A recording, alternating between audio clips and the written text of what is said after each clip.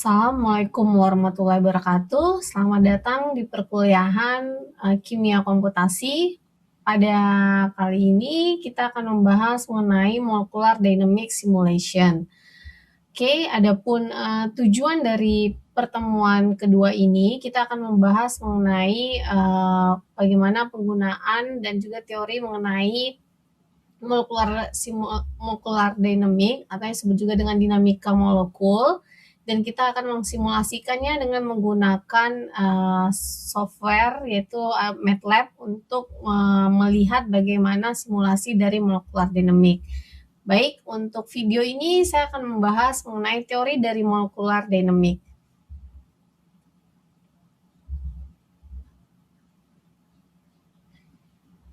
Oke. Nah, pada dasarnya yang akan kita bahas pada konsep ini yaitu salah satunya apa sih yang dimaksud dengan molecular dynamic atau dinamika molekul, ya. Kemudian bagaimana caranya kita akan membuat model dan juga membuat simulasi dengan menggunakan software untuk kasus permasalahan molecular dynamic atau dinamika molekul. Nah, pada pertemuan sebelumnya di minggu pertama kita ketahui bahwa sebenarnya di dalam kimia komputasi itu 3 hal yang sangat penting, yaitu salah satunya adalah mengenai model, ya, model atau yang biasanya nanti kita sebut dengan teori. Nah, di sini sebenarnya model yang dimaksud itu adalah lebih kepada pemodelan matematikanya. Nah, untuk model sendiri itu biasanya berdasarkan dari teori-teori yang sudah ada sebelumnya, seperti misalnya nanti dalam melakukan melihat dinamika molekul, ya pasti yang kita akan lihat adalah teori-teori berbasis fisika seperti pergerakan, kecepatan, ya, dan percepatan. Nah, itu semua model yang akan kita lihat, ya. Jadi sebelum kita melakukan simulasi, hal yang pertama yang harus kita punya dulu adalah modelnya. Nah, untuk perlu dipahami juga pada pertemuan sebelumnya, sebenarnya dalam suatu simulasi kita butuh yang namanya input, proses, dan sehingga menghasilkan suatu output, ya. Nah, nanti yang di sini juga kita pada saat simulasi kita akan membahas inputnya apa, sedangkan prosesnya itu bentuknya apa. Nah, untuk proses sendiri sebenarnya adalah kalau kita lihat itu merupakan modelnya, ya. Jadi kita pakai model apa itu sebenarnya prosesnya di situ. Nah, sehingga kita akan menghasilkan suatu outputnya nanti akan dicari itu apanya, goalnya apanya. Nah, itu yang dipahami di sini. Oke, saya contohkan terlebih dahulu untuk sebagai interview. Di sini ada pencairan es kristal, ya. Jadi kalau kita lihat secara visualisasi, ya, molekul dalam melakukan proses pencairan es kristal tersebut pasti molekul yang awalnya dia memiliki bentuk padat, ya, nanti tiba-tiba menjadi cair, ya, sehingga dari bentuknya menjadi cair, ya. Nah, itu ada proses di sana, ya, proses perubahan bentuk, ya. Nah, otomatis di sini molekul-molekul yang awalnya membentuk seperti es kristal, kemudian nanti akan berpecah menjadi bentuk cairan, ya, itu pasti mengalami pergerakan, ya. Nah, pergerakan molekul-molekul inilah yang disebut dengan dinamika molekul.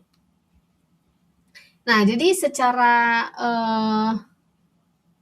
metode numerik, ya, di dalam metode numerik itu sebenarnya kita bisa lihat bahwa untuk mempelajari di dalam sistem partikel ataupun molekul cluster, ya, kemudian seperti gas, cairan, dan padat, itu sebenarnya bisa kita lihat bagaimana molecular dynamic itu bisa digunakan secara luas di dalam ilmu baik material, fisika kimia, maupun nanti biofisika ataupun biokimia, ya. Contohnya seperti pergerakan atom, ya, di dalam kimia kuantum, kemudian di mana biasanya pergerakan partikel-partikel dari atom-atom ini itu selalu menunjukkan aturan dari suatu aturan fisika, yang tidak lain itu adalah merupakan hukum Newton, ya. Nah, mungkin di pelajaran fisika udah bahas, ya, hukum Newton itu ada 2, hukum Newton pertama dengan hukum Newton kedua. Nah, Ide dasarnya apa? Ide dasarnya sebenarnya di dalam simulasi dinamika molekul atau molekular dynamic ini adalah pergerakan partikel dari atom-atom pada suatu molekul itu selalu menunjukkan aturan fisika, ya, atau ini tadi yang kita bilang bahwa dia memuat di dalam hukum Newton. Nah, di sini bisa saya contohkan bahwa di dalam molekul dinamik ya atau dinamika molekul itu kan sebenarnya kalau kalian masih ingat ya, ada beberapa model yang bisa kita gunakan ya, model bisa kita gunakan. Nah, salah satunya kalau model dinamika molekul ya, kalau masih ingat pada pertemuan sebelumnya bahwa untuk dinamika molekul ini kira-kira masuk ke model mana, Mas? Apakah model yang ab initio ya atau model semi empiris ya? Nah, jadi kalau diingat-ingat lagi ya, di dalam kimia kuantum itu kan dia akan menentukan atau melihat berguna dalam penentuan beberapa sifat molekul ya dengan menggunakan dasar-dasar dari mekanika kuantum ya kalau di dalam kimia kuantum, sehingga modelnya itu bisa dilihat dia sebagai ab initio ya. Nah, di pertemuan sebelumnya mungkin saya pernah di kelas A ya, saya pernah menanyakan di forum apakah bedanya antara ab initio sama semi empiris ya. Nah, jadi kalau kita bahas ya, perbedaannya kalau ab initio itu dia menyelesaikan semua persamaan itu secara eksak dan semua elektron yang ada itu diperhitungkan ya, sehingga dia butuh waktu perhitungan yang lama gitu. Tapi kalau model empiris ya, model semi empiris, nah itu biasanya dia jalannya lebih cepat ya dibandingkan ab initio. Karena kenapa? Karena tidak semua persamaan itu diselesaikan secara eksak ya, dan elektron yang diperhitungkan itu hanya elektron yang modelnya memiliki sifat valensi saja. Nah, sehingga biasanya makanya kenapa di ab initio itu biasanya lebih akurat perhitungannya dibandingkan dengan semi empiris ya. Nah, salah satu yang model dinamika molekul ini atau molekular dynamic ini salah satu pendekatan yang dimasuk kepada teori ab initio ya, karena dia dihitung secara eksak gitu ya, dan biasanya lebih akurat lah ya intinya. Nah, di sini kalau bisa dilihat ya, kalau bisa diperhatikan misalkan simulasi dari liquid, molekular dynamic liquid dari argon ya, atom argon. Nah, jadi memang pergerakannya kita ingin melihat sebenarnya pergerakan, namanya dinamika. Dinamika itu kan pergerakan ya, berarti pergerakan molekul-molekul ataupun partikel-partikel di dalam suatu struktur ya. Oke, keuntungannya apa sebenarnya kita membahas tentang molekular dynamic ini? Yaitu salah satunya adalah memberikan pengetahuan lengkap ya tentang sistem jika semua lintasan itu diketahui ya, jadi semuanya itu bisa dihitung. Nah, sedangkan yang keduanya itu biasanya dengan mudah mengakomodasi keadaan yang sifatnya non equilibrium ya, dan situasi kompleks lainnya yang di luar keseimbangan. Nah, biasanya ini misalkan yang membutuhkan beberapa sifat keseimbangan termal ya. Nah, jadi harus menentukan inisiasi awalnya itu harus kondisinya itu udah harus tepat gitu. Nah, kerugiannya biasanya pengetahuan lengkap tentang semua lintasan itu seringkali lebih banyak informasi daripada yang dibutuhkan gitu. Misalkan ada suatu keadaan equilibrium cairan dicirikan oleh dua variabel P dan T. Ya, jadi kadang terlalu banyak informasi, jadi kita cuma butuh berapa gitu ya, tapi informasinya terlalu banyak ya, jadi kadang agak menyulitkan untuk melakukan proses melihat simulasi dari pergerakannya, ya, itu salah satu kerugiannya. Nah, ya, berawal dari kalau molekular dynamic ya karena dia melihat dari pergerakan molekul ya, pasti tidak jauh tadi yang tadi kita bilang ada hukum fisika, yang mulai dari hukum fisika itu ada mulai dari ada gaya, kemudian ada kecepatan, nanti ada energi ya, otomatis sebenarnya output yang kita harapkan di sini adalah dari dinamika molekul ini berapa besar gaya yang dibutuhkan dan juga biasanya energi ya, terutama energi potensial. Nah, energi potensial yang kira-kira dibutuhkan di dalam molecular dynamic itu biasanya seberapa besar. Nah, biasanya untuk setiap atom dalam suatu molekul ya, pada saat kita ingin membuat model ya dalam molecular dynamic itu apa saja sih yang kita butuhkan ya. Jadi intinya sebelum kita melakukan simulasi kan kita harus membuat model ya. Nah, jadi dalam membuat model ini kira-kira melihat pergerakan dari suatu molekul itu apa sih yang dipunyai di dalam atom tersebut, atau misalnya pada suatu molekul itu apa sih yang dipunyainya gitu ya. Nah, kenapa demikian? Karena ini sangat mempengaruhi untuk kita menentukan input ya, untuk menentukan input dari suatu model molecular dynamic ini. Nah, kira-kira seperti apa input yang kita butuhkan atau variabel-variabel apa saja yang kita butuhkan di dalam menentukan molecular dynamic simulasi ini? Oke, nah yang pertama itu yang kita tentukan adalah parameter jarak ya, parameter jarak. Nah, pertama jarak ya. Jadi kalau saya punya di sini ya,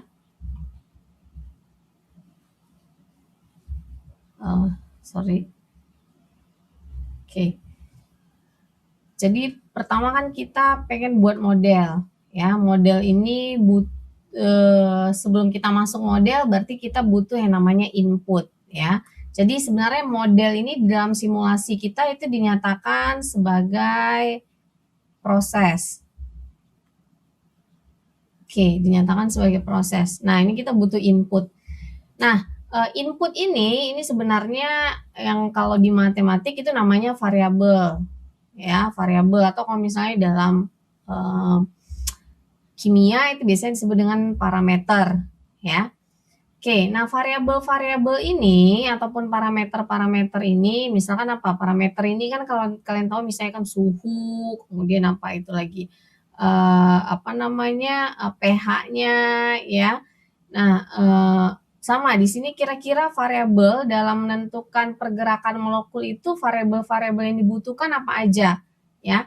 Otomatis kalau kita masih ingat namanya suatu benda bergerak, berarti kita butuh apa yang pertama? Jarak.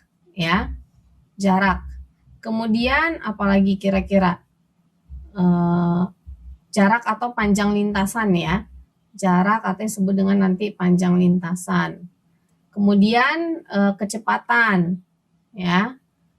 Nah, kemudian nanti massa benda ya, kan butuh, karena kenapa? Karena massa benda ini nanti akan mengakibatkan terhadap gaya ya, atau F. Oke, nah ini kira-kira beberapa input ataupun variabel-variabel yang kita butuhkan untuk membuat suatu model ya. Oke, kalau kita bergerak dari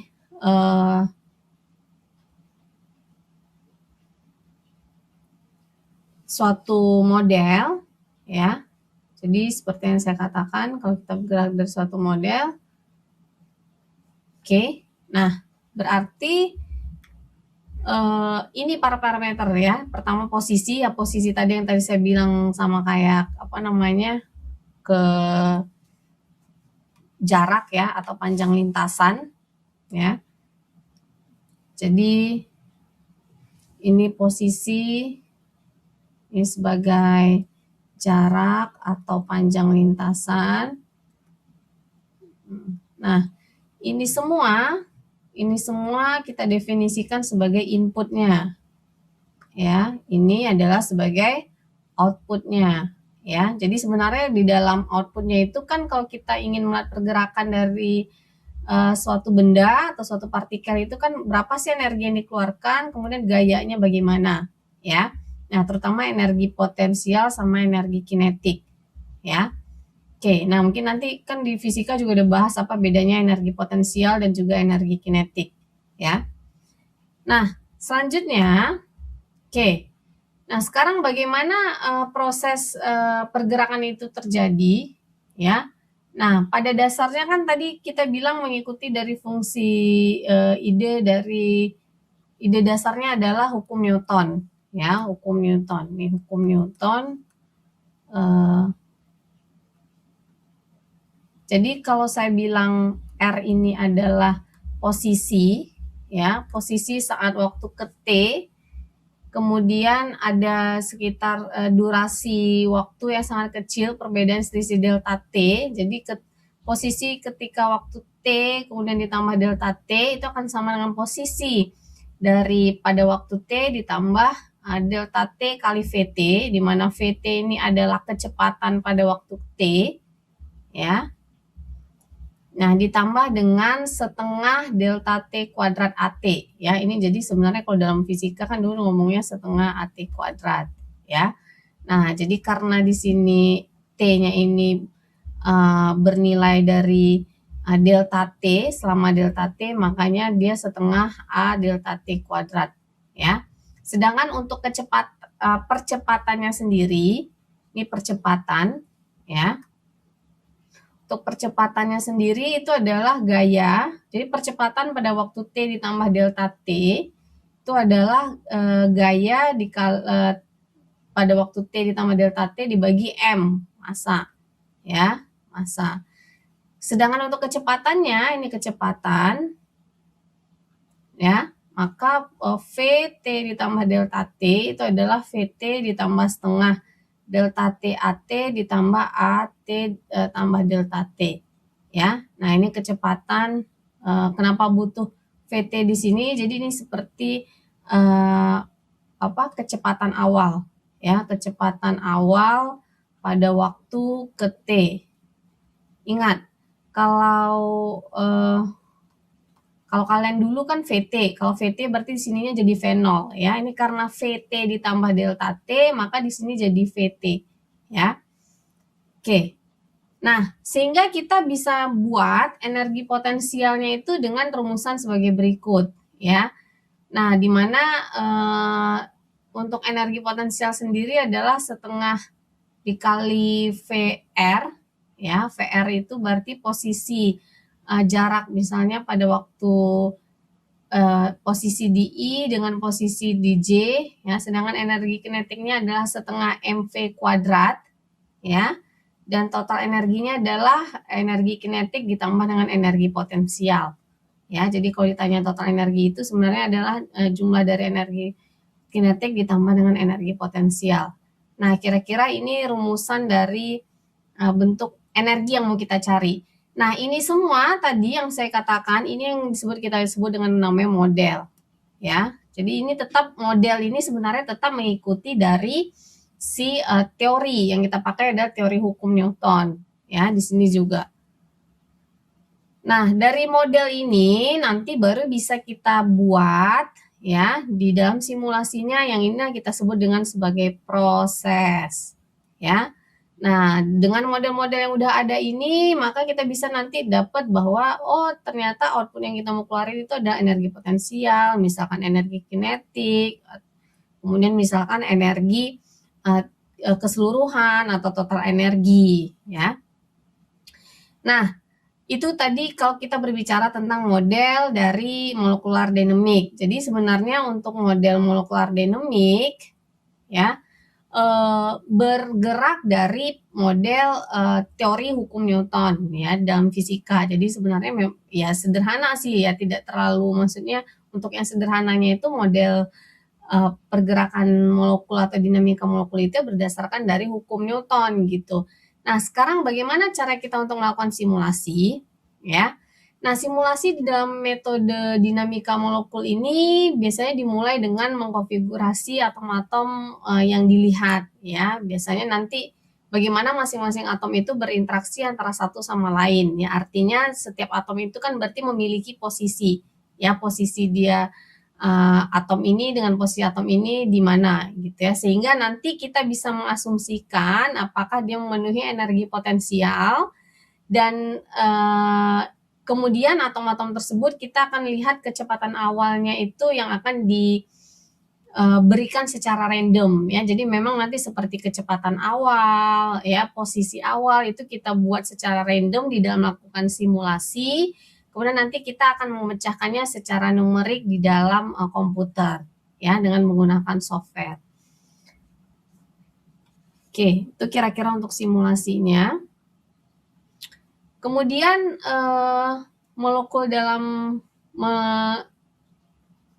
solusinya ya sebenarnya melakukan ini juga bisa melihat di dalam kalau model di dalam biokimia salah satunya bisa melihat dalam bentuk sistem biologi ya seperti pergerakan dari molekul pada protein, RNA sama DNA ya. Kemudian kita bisa melihat untuk melihat keakurasian dari efek solvent molekul pada suatu sistem ya. Kemudian bisa melihat juga boundary yang bisa menjaga suatu realistis dari simulasi solvent ya. Nah, ini saya contohkan, sengaja saya ngambil salah satu contoh mini project ya. Di sini saya ambil suatu slide presentasi dari kakak tingkatnya tahun 2015 ya, lumayan lama ya. Udah 5 tahun, hampir 6 tahun yang lalu ya, tentang angkatan 15 kalau nggak salah saya 2019 nih waktu itu 2019 apa ya jadi 2 tahun yang lalu lah ya, tapi angkatannya kan angkatan 2015. Oke. Ini kelompok mahasiswa pada pengambilan kimia komunikasi 2 tahun yang lalu ya berarti mengenai tentang orientasi ya menggunakan simulasi dinamika molekul untuk melihat struktur dan juga interaksi gaya pada titania nanowires ya. Oke, di sini tuh mereka pakai jurnal tahun 2017 ya dengan judulnya yang sama. Jadi dia katakan bahwa engineer-nya nanowires itu coba membangun suatu produk dan proses yang baru secara meningkat ya, semakin meningkat karena kemampuan yang menyediakan dari ilmu fisik, kimia, mekanika dan juga termal termasuk beberapa parameter elektrik ya. Jadi sebenarnya dalam paper ini dia coba menggunakan simulasi molekular dinamik untuk melaporkan informasi dasar tentang struktur dan termodinamika yang bisa dibentuk dari suatu model multiscale untuk struktur titania nanowire ya yang bergantung pada beberapa gaya interaksi antara interwire-nya ya. Nah, jadi mereka coba buat. Nah, ini kan mereka bilang katanya penggunaan nanopartikel oksida logam dalam fluida juga berkembang pesat ya. Melalui eksperimen dan pemodelan numerik terlihat bahwa suspensi nanopartikel dalam fluida yang dapat mentransferkan panas sehingga meningkatkan sifat perpindahan panas dari fluida. Nah, kelas baru dari nanopartikel ini disebut dengan nanowire ya. Nah, nanopartikel bentuk nanowire ini katanya memiliki luas permukaan yang besar, kemudian mampu mengadopsi dan mentransformasikan senyawa lain, kemudian mempunyai sifat optik dan listrik yang lebih baik dan berguna untuk berbagai aplikasi. Nah, ini beberapa literatur mengatakan bahwa bentuk nanopartikel nanowire ini merupakan semikonduktor dengan sifat transport listrik yang lebih baik, kemudian menyatakan sel surya yang terinstalasi zat warna, kemudian dan juga menyatakan bisa dilakukan untuk diagnosis in vitro dan in vivo, kemudian bisa dilakukan untuk penargetan dan penyampaian obat, kemudian ada juga yang bisa digunakan sebagai alat foto elektrokimia, karena kemampuannya memisahkan arah penyerapan cahaya dan juga pembawa muatan. Nah, mungkin nanti untuk lebih jelasnya kalian bisa baca di paper tadi ya. Nah, ini saya paling enggak menjelaskan tentang yang nanowire-nya. Nah, ini ada titanianya ya atau TiO2. Dia bilang mengatakan bentuk strukturnya ada 3 bentuk kristal yaitu rutil, anatase, dan brokite. Kemudian ini beberapa penelitian yang telah membahas titania itu karena kenapa? Karena katanya biayanya lebih rendah, kemudian produksinya lebih mudah dan dapat didaur ulang. Nah, kalau nanowire titania itu apa? Katanya ada beberapa penelitian yang sudah melakukan menggunakan nanosphere titania menggunakan simulasi dinamika molekul. Ini digunakan untuk memahami karakteristik termal seperti titik leleh, transisi, dan sifat struktural. Kemudian ada juga yang menggunakan pendekatan yang serupa untuk nanowire titania dengan diameter penampang melintang pada 2 nanometer, 6 nanometer sampai 6 nanometer untuk suhu 300 sampai 3000 Kelvin dalam ruang hampa udara. Yang mana dia pengen melihat fungsi distribusi radialnya. Jadi dari si partikel nano yang dikaitkan dengan variasi energi potensial sistem dengan suhu. Nah, jadi dia punya misalnya parameter suhu, kemudian dia pengen melihat variasinya antara suhu dengan energi potensialnya seperti apa, ya.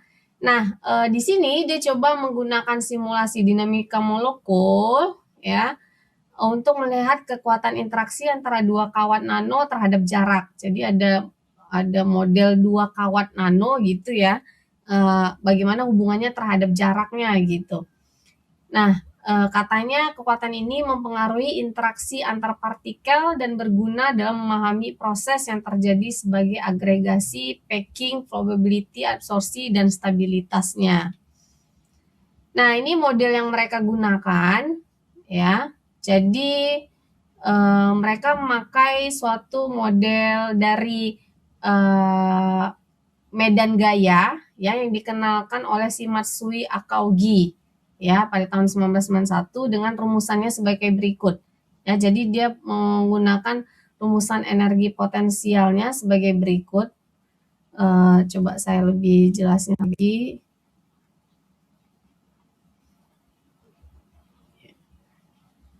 Oke.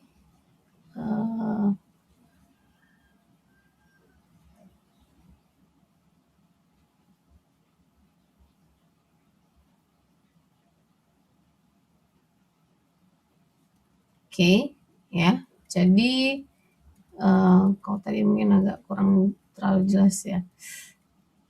Oke, nah jadi dia pengen melihat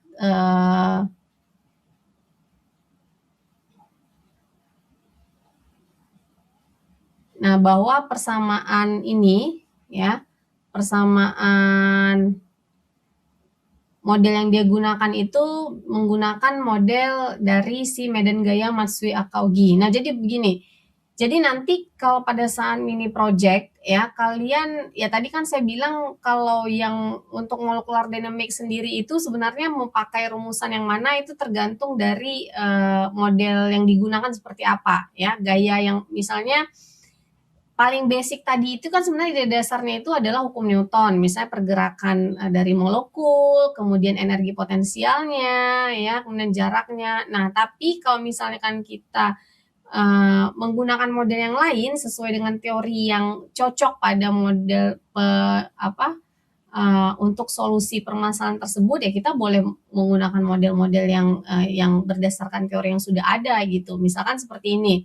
Dia pengen melihat potensial antar atom di 2 ion rigid ya. Nah, itu dia bisa pakai model dari si medan gaya Matsui Akaugi yang dijelaskan pada tahun 1991. Nah, karena model ini bisa melihat bagaimana hubungan antara jarak dan juga beberapa luas area misalnya atau luas penampangnya. Nah, seperti ini. Jadi misalnya parameter yang diketahui itu ada jarak antar atom, ya. Kemudian ada apa AIJ, ya, berarti ini rho IJ dan CIJ ini disebut dengan sebagai faktor van der Waals-nya. Kemudian ada Q itu adalah muatan atomnya, untuk muatan atom Ti sama muatan si atom O, ya. Nah, yang bisa saya katakan bahwa parameter-parameter ini itu menjadi apa namanya inputnya, ya. Jadi nanti parameter-parameter ini sebenarnya jadi input di dalam model simulasinya kita, ya. Nah, kemudian untuk inisialisasi value, ya, untuk inisialisasi value-nya yaitu kita pakai parameter ini tadi, ya, dan ini untuk inisialisasi value kebetulan di dalam penelitian ini, ya, penelitian paper ini dia memakai paper rujukan yang lain, pakai sumber yang lain, ya. Itu dia gunakan nilai inisialisasi value yang tadi sebelumnya saya bilang itu bisa kita gunakan random di dalam simulasi, atau lebih tepatnya juga kita bisa menggunakan rujukan dari sumber lain yang sudah meneliti sama dengan itu, ya. Nah, jadi ini dia pakai sumber dari berbagai penelitian sebelumnya. Kemudian dia mau pengennya apa sih? Dia pengen mendapatkan output itu adalah energi potensial antar atom si Ti sama si O, karena titaniumnya itu dibentuk oleh TiO2, ya. Nah, kemudian, oke, tadi saya lupa ya. Perlu diingat juga bahwa di dalam memodelkan suatu persamaan, ya, dalam kita ingin membuat model itu paling penting itu pertama adalah asumsi. Jadi kenapa butuh asumsi? Jadi artinya begini, tidak semua model yang kita buat itu cocok untuk kasus yang lain, ya. Nah, makanya kita butuh namanya asumsi. Jadi kita bisa membuat suatu berbagai asumsi untuk model yang kita gunakan itu cocok kira-kira buat apa, ya. Misalkan di sini dia menganggap dia membuat asumsi bahwa ikatan rigid dan jarak dari si TiO RTiO itu sama dengan RTi ke Ti dengan RO ke O, ya. Jadi jarak antara TiO itu sama dengan jarak dari Ti ke Ti sama dengan jarak dari O ke O. Nah, itu kita boleh buat asumsi. Jadi artinya begini, untuk output yang dia hasilkan ataupun simulasi yang dia hasilkan ini itu memiliki asumsi dengan ini, ya. Jadi nanti kalau orang misalnya, Bu, kok hasilnya beda sih gitu ya? Kok misalnya saya hasilnya nggak sama nih dengan yang di paper gitu misalnya, ya karena mungkin di paper punya asumsi yang berbeda dengan yang asumsi kalian pakai gitu, ya. Nah, misalkan kalau di sini tadi dia menganggap bahwa ikatan rigid dari atom Ti ke O dengan Ti ke Ti dengan O ke O itu sama gitu, ya. Nah, kemudian dia katakan juga bahwa misalkan nilai parameter ini kecuali nilai si RIJ itu telah disediakan di jurnal, ya, berdasarkan dari penelitian sebelumnya. Tapi kalau nilai RIJ itu seharusnya diperoleh dari hasil simulasi dinamika molekular.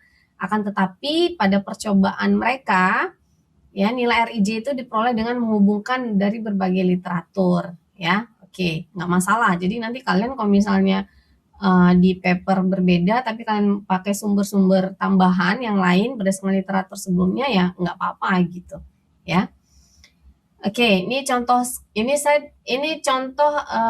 simulasi, ya, salah satu script, ya, script ataupun model apa namanya di MATLAB yang kita gunakan untuk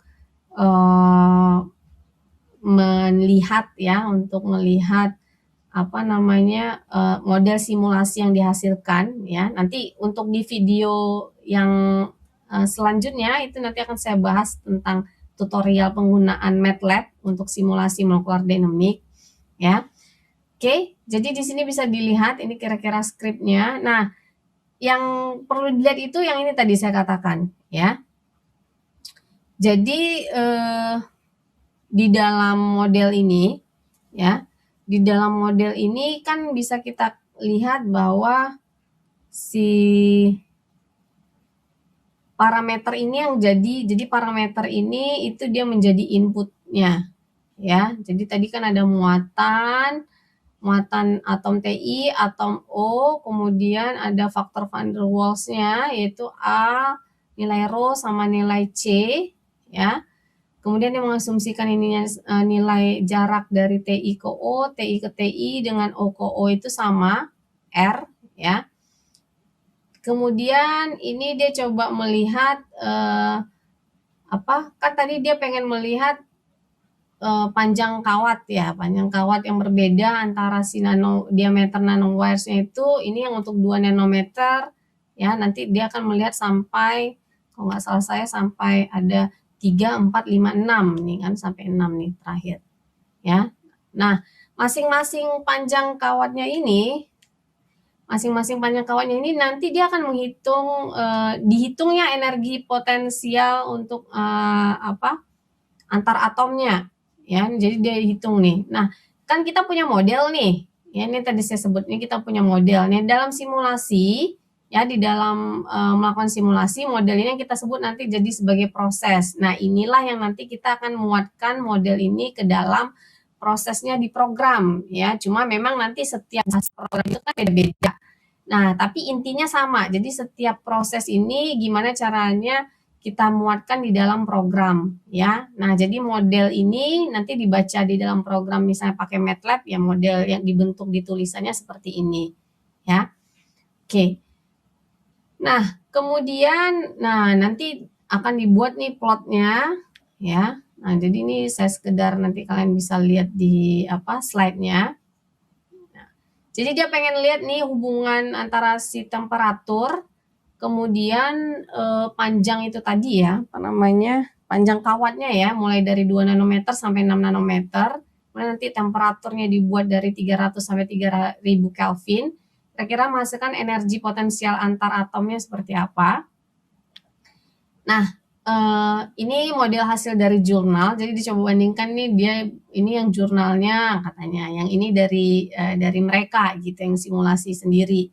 Ya, jadi sebenarnya hampir-hampir mirip ya, walaupun tidak mirip 100% sih, kan karena nggak tahu juga mereka pakai software apa nih, saya juga lupa ya. Nah, kalau yang si mahasiswa ini yang mereka pakai MATLAB gitu, ya. Jadi bisa lihat tuh hubungan antara suhu, ya berarti kan tadi kayak suhu, kayak luas penampang, ya, kemudian kayak muatan, ya. Nah, itu sebagai parameter-parameternya. Nah, jadi mereka dengan hasil simulasi nih, ya, dia coba pakai beberapa panjang kawat dari 2, 3, 4, 5, 6 dengan mencoba beberapa temperatur. Ya, ternyata yang paling baik itu, yang paling tinggi itu energi potensial yang dikeluarkan adalah yang panjang kawat, diameter kawatnya 2 nanometer gitu, ya. Dan biasanya kata dia estimasi temperatur transisi pelelehan hasil percobaan yang 2 nanometer sampai 4 nanometer itu sekitar di 1000 sampai 1500 Kelvin.